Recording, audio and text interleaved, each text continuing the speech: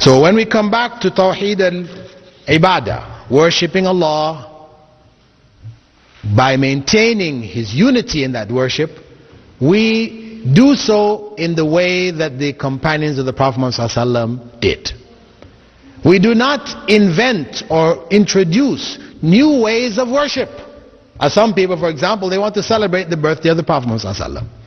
So they say, well, this is something good. They may even bring a verse from the Quran. They would say, Allah said in the Quran, إِنَّ اللَّهَ وَمَلَائِكَتَهُ يُصَلُّونَ عَلَى النَّبِيِّ يَا أَيُّهَا الَّذِينَ آمَنُوا صَلُّوا عَلَيْهِ وَسَلِّمُوا تَسْلِيمًا. They bring this verse out. And you say, well, where does it say celebrate the Prophet's birthday there? It's there, it's there. This is what it means. It's their interpretation. Right? Their interpretation. The point is that the companions of the Prophet ﷺ didn't understand that verse that way. And that's why they never celebrated his birthday.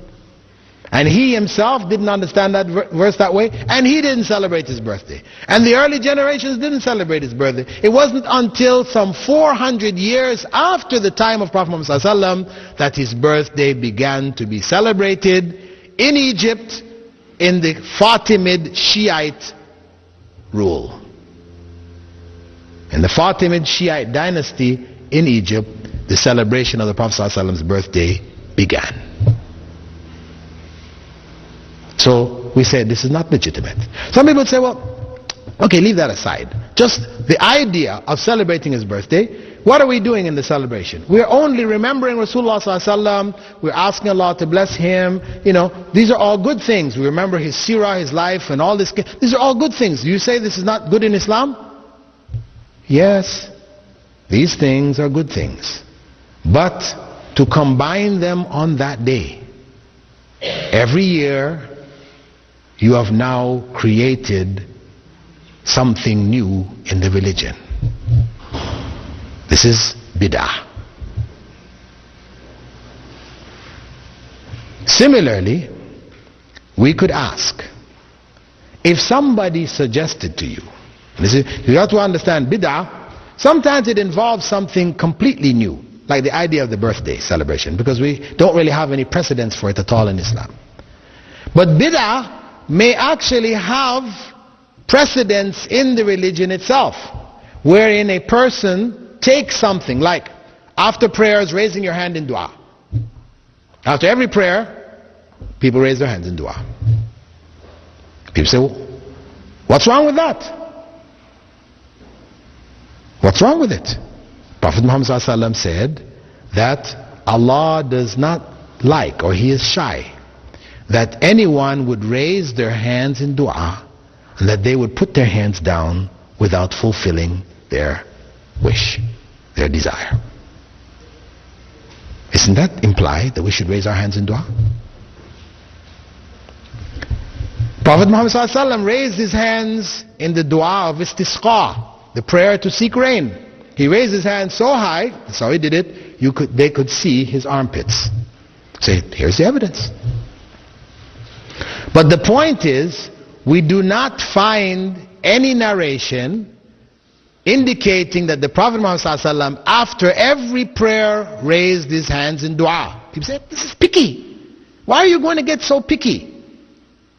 If it said that you raise your hands, Allah is trying not to give you. He said the Prophet ﷺ raised his hands in istisqa. Why can't we just do it after every prayer then? What's the problem here? We say, the sunnah of the Prophet ﷺ is not just what he did, but also what he didn't do.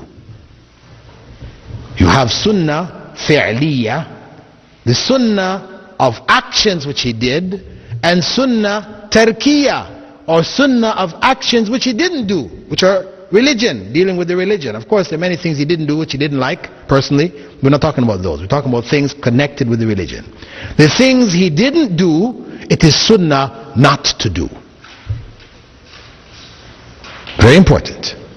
Because if one opens this door, that as long as he said this, he said that, we can put it all together and come up with something which he didn't do, then the religion becomes innovated. You can now change the religion at will. Because I can bring something to you. I say to you, Prophet Muhammad ﷺ said, prayer in jama'ah is worth 27 times prayer by yourself. Everybody knows this. He also said, whenever you enter the masjid, you should pray 2 rak'at, 2 units of prayer before sitting down. Everybody knows this. Let us put the two together. We come into the masjid, I now suggest to you, let us make tahiyatul masjid in jama'ah.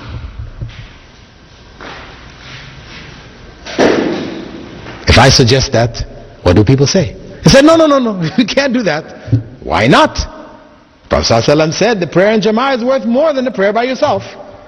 He also said, whenever you come in, you should do these 2 rak'ah. Why can't we put them together and do it? Well, the Prophet ﷺ didn't do it. That's why, yes.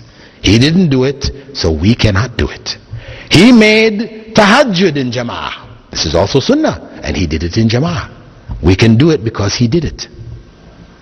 But to do tahiyyat al-masjid in jama'ah, or to do the sunnahs before dhuhr, the sunnahs after dhuhr in jama'ah, we can't do it because Prophet Muhammad ﷺ didn't do it.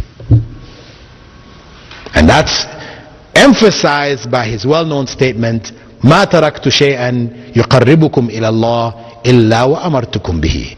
I didn't leave anything which would bring you closer to Allah without instructing you to do it. That's the bottom line. If it's gonna bring you closer to Allah, Prophet Muhammad ﷺ told us to do it.